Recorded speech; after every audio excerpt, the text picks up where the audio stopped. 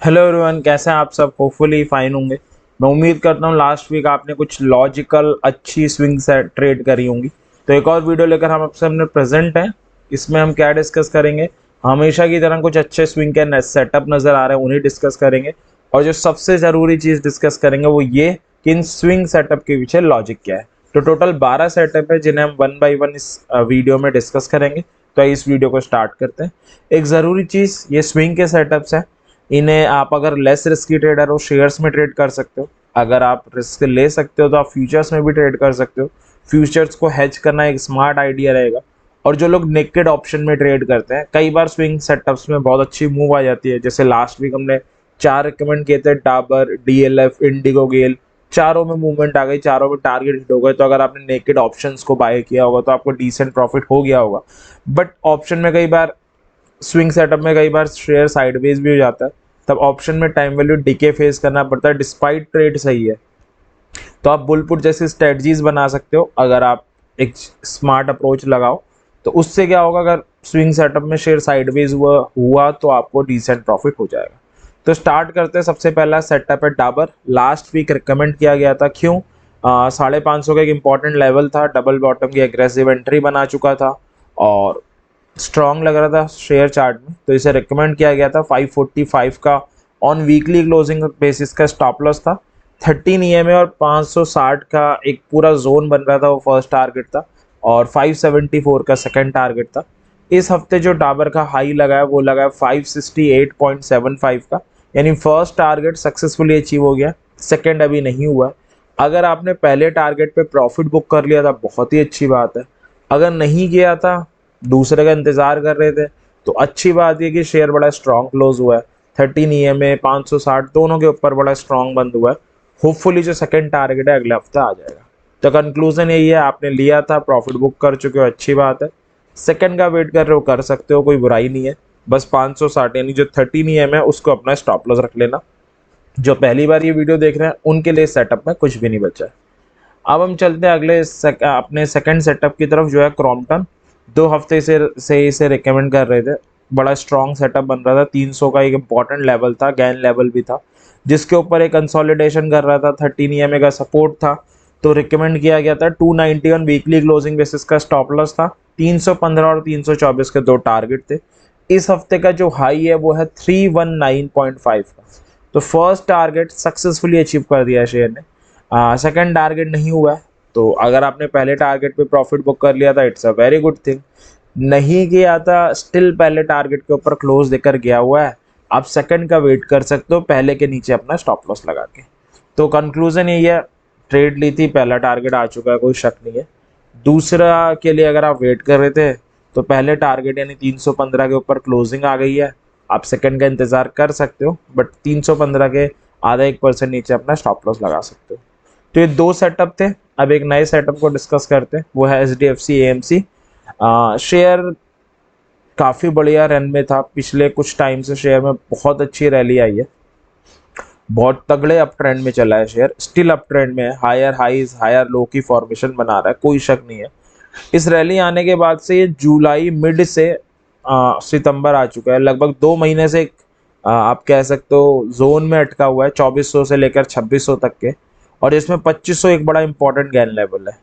तो 2500 के ऊपर क्लोज देकर गया है। 13 ईएमए के ऊपर भी क्लोज देकर गया है। और चांसेस है कि इस जो जोन में ये फंसा हुआ था उस जोन के एटलीस्ट अपर एंड तक तो जाना चाहिए। तो बाय कर सकते हैं। 2475 का ऑन वीकली क्लोजिंग बेसिस का स्टॉप लॉस होगा। 2600 का पहला टारगेट होगा। और इस जोन का ब्रेकआउट अगर होता है, यानी 2600 का ब्रेकआउट होता है, तो ये इसे 2750 तक ले जा सकता है। तो 2600 तक का टारगेट तो 90% आ जाना चाहिए। और उसका ब्रेकआउट विल लीड्स टूवर्ड्स 2750। तो एक फ्रेश सेटअप है, अच्छा सेटअप नजर आ रहा है जिसे हम कंसीडर कर सकते हैं। अगला सेटअप है HUL। लास्ट हफ्ते रिकमेंड किया गया था। 2500 का इंपॉर्टेंट लेवल था, गैन लेवल था, वहाँ पे डबल बॉटम की एग्रेसिव एंट्री बना रहा था। 2500 का ऑन वीकली क्लोजिंग बेसिस का स्टॉप लॉस था। 13 ईएमए का फर्स्ट टारगेट, 2600 का सेकंड टारगेट और 2624 का थर्ड टारगेट था।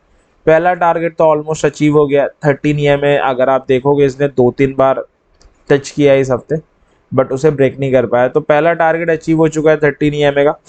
दूसरा टारगेट तो अभी नहीं हुआ है। डबल बॉटम की जो एग्रेसिव एंट्री है वो स्टिल वैलिड है, तो आप इंतज़ार कर सकते हो आने वाले टारगेट्स का। जो लोग फ्रेश सेटअप की तरह देख रहे हैं वो अभी नहीं लें, उनको एक ट्रिगर फॉलो कर सकते हैं वो कि 13 EMA को ब्रेक करे एंड सस्टेन करे, तब वो बाय कर सकते हैं। तो रिपीटिंग अगेन, जिन्होंने ट्रेड ली थी इंतज़ार कर सकते हैं, स्टिल सेटअप वैलिड है। जो फ्रेश सेटअप की तरह से देख रहे हैं उन्हें 13 EMA के ब्रेकआउट का वेट करना चाहिए। अगर उसे ब्रेक करके सस्टेन करता है तो वो ज़रूर बाय करें। 2600 और 2624 के टारगेट ले सकते हैं। तो 4 सेटअप डिस्कस किए, Dabur, Crompton, HDFC AMC, HUL, जिसमें HDFC AMC और HUL स्टिल अलाइव हैं, स्टिल उनको उनमें अपॉर्चुनिटीज़ को देखा जा सकता है। अब हम चलते हैं अगले सेटअप की तरफ। इंडिगो लास्ट हफ्ते रिकमेंड किया था, 2400 का बड़ा इंपॉर्टेंट लेवल था, डबल बॉटम की एग्रेसिव एंट्री बनी हुई थी, हैमर बना हुआ था, बहुत सारे रीज़न थे, यानी कोई भी ऐसा रीज़न नहीं था इस चार्ट में जो इसे बाय ना करने को कह रहा हो। तो रिकमेंड किया गया था 2400 का वीकली क्लोजिंग बेसिस का स्टॉप लॉस था। 13 EMA 2500 दो टारगेट थे, दोनों टारगेट सक्सेसफुली इस हफ्ते में शेयर ने अचीव कर दिए हैं। शेयर का जो हाई है वो 2509 रुपये का है। तो मैं उम्मीद करता हूँ अगर आपने ट्रेड ली होगी, दोनों टारगेट बड़ी आसानी से आ गए आपके, अब प्रॉफिट बुक करके निकल चुके होंगे। तो ये एक और सेटअप था। अब हम आगे चलते हैं। एक और सेटअप लास्ट हफ्ते रिकमेंड किया गया था गेल का, बड़ा स्ट्रॉन्ग दिख रहा था चार्ट में, 120 का ब्रेकआउट करके बंद हुआ था। तो 119 का वीकली क्लोजिंग बेसिस का स्टॉप लॉस और एक टारगेट था 125 रुपये का, शेयर ने अचीव कर दिया, उसके बियॉन्ड भी जा चुका है, 128 तक जा चुका है। अगेन मैं उम्मीद करता हूँ इसमें भी आपने लास्ट हफ्ते ट्रेड ली होगी और एक डिसेंट प्रॉफिट बुक किया होगा। अब चलते हैं एक फ्रेश सेटअप की तरफ, जो है इंडसइंड बैंक को ले आते हैं। इंडसइंड बैंक का शेयर पिछले कुछ टाइम से 1400 के ऊपर कंसोलिडेट कर रहा है। आई थिंक 8-9 हफ्ते हो गए, यानी लगभग 2 महीने हो गए।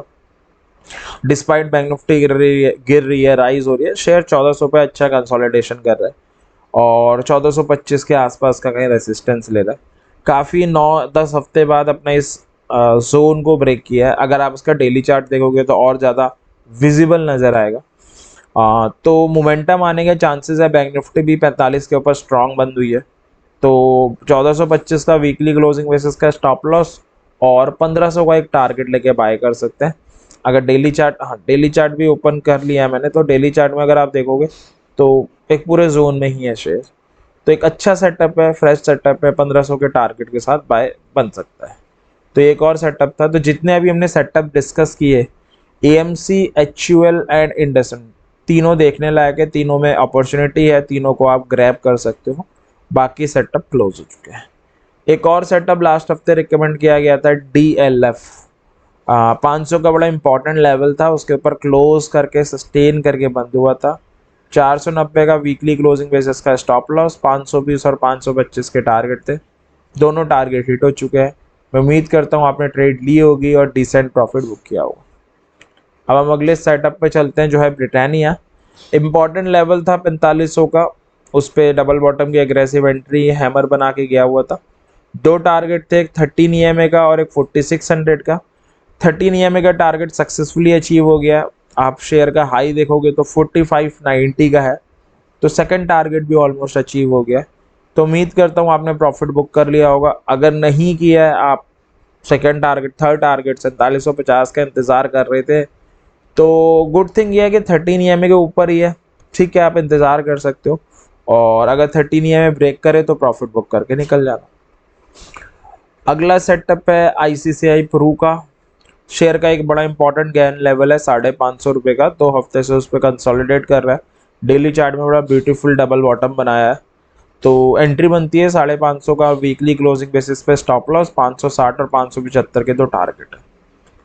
अगला सेटअप है कोटक बैंक। कोटक बैंक भी रिकमेंड एक आध हफ्ते पहले ही हुआ था।